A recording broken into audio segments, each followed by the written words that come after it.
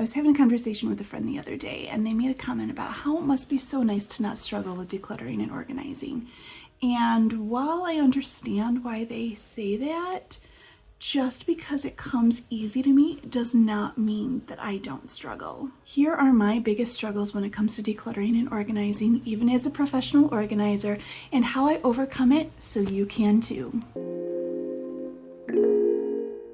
One of my biggest struggles is my ADHD. It really impacts my decluttering and organizing in 3 major ways: getting started, being able to stay on task, and knowing when to stop. Sometimes just getting started feels impossible. So one thing that I like to do is I set a timer for 5 minutes. 5 minutes is a really nice amount of time. 10 minutes?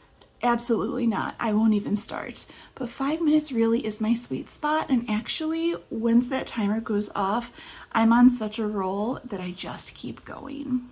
I also find that putting on a pair of sneakers really helps me. There is something about putting a pair of sneakers on and lacing them up that gets my energy going, and I can tackle almost anything. Another thing I love to do is use a random name picker. If I am feeling overwhelmed and don't know where to start with a decluttering project, I use this online tool.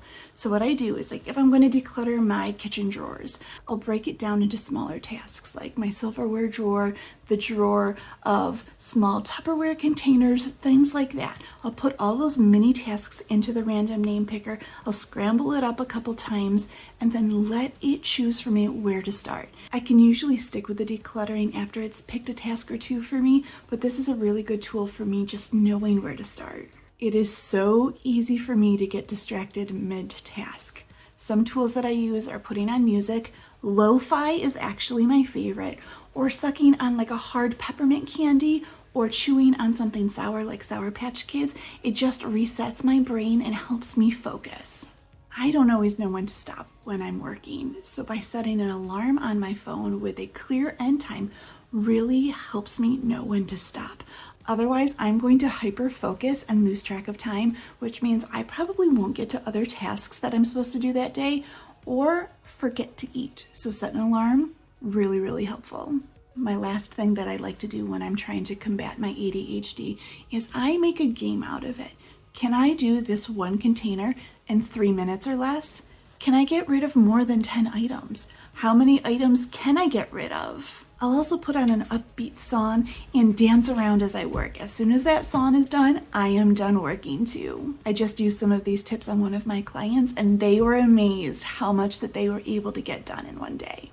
If you struggle with ADHD too, you don't need endless focus in order to make progress. Small wins over and over again can make really big change. Next up is perfectionism. This one is such a biggie because it will even keep me from starting. If I don't think I can do something perfectly, I will avoid it altogether. Or I might even get discouraged when it won't look Pinterest worthy after the first go round. If you watched my big garage declutter, you know that I have a container problem. I will buy containers without figuring out exactly what I need. And then those containers just sit around becoming clutter that I need to maintain. And then I just feel guilty by looking at them. So something that I have gotten comfortable doing, even though it was really uncomfortable for me in the first place, is to start with things I already have on hand. Mismatched bins, cardboard boxes, old jars, shoe boxes. Those can be as functional as anything that you can buy at the store. And then after I've used them for a while and I know that they work, I can then go and spend money on the more pretty containers because I know exactly what I want, and I'm not going to be wasting money or precious space in my home on another wasted container. And then really trying to work on progress over perfection. The only way to improve is to start somewhere. Sometimes the first try doesn't work, and that's okay. Each attempt gets me closer to the solution that works for my needs. Let go of perfection, focus on progress, and trust that the process will work itself out in the long run and get you closer and closer until you finally achieve your goal. The next one is my family. If you live with other people, you will know what I mean. When you live with others, organizing isn't just about you. Different personalities and habits can really bring challenges, but here are a few strategies that we've been using in our home that have really worked for us. I used to pull the martyr card when I first started decluttering because nobody else was helping or doing the decluttering work with me. But I have learned that leading by example is the best way to get your family on board. Over time, my family started picking up on how easy it was to tidy, how peaceful the home felt, how easy it was to find things, and over time, they've all started helping with the decluttering process. We've also worked on compromises. For me, I am very sensitive to visual clutter. There's some members of my family who love to see all of their items and have them on display, and that's okay. But when I am feeling visually overstimulated, all I do is I just close the door to their personal spaces. That way they feel safe in knowing that they can express themselves and organize their spaces in their own way.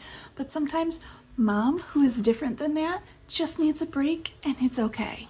And then we all work on decluttering together. If I'm doing a project in the main areas of the home that I need their input on, I will not declutter any of their things without them working with me.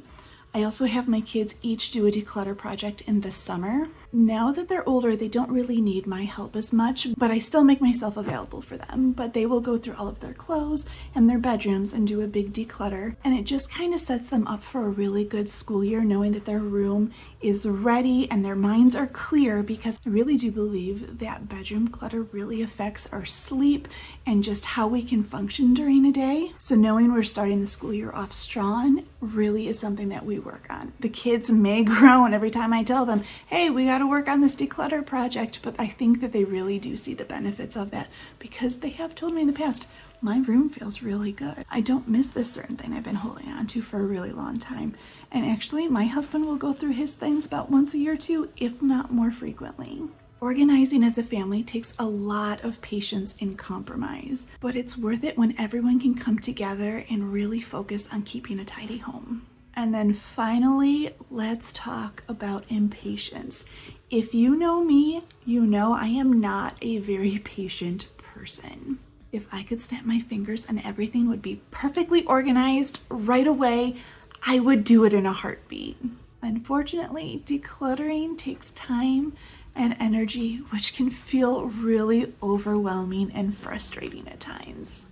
I recommend to everybody that they get an accountability partner.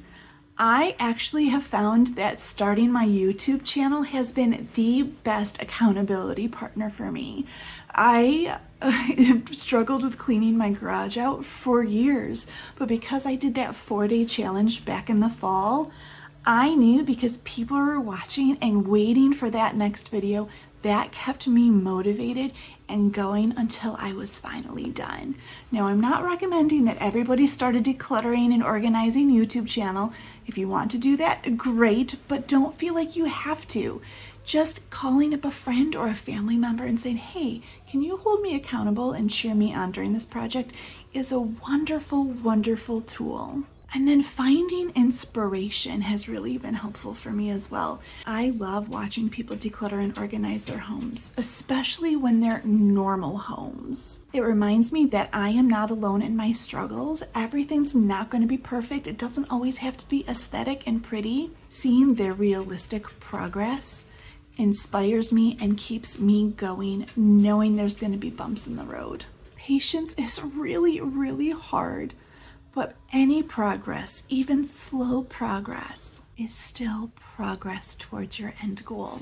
At the end of the day, struggles during this whole process are normal, even for the professional organizers.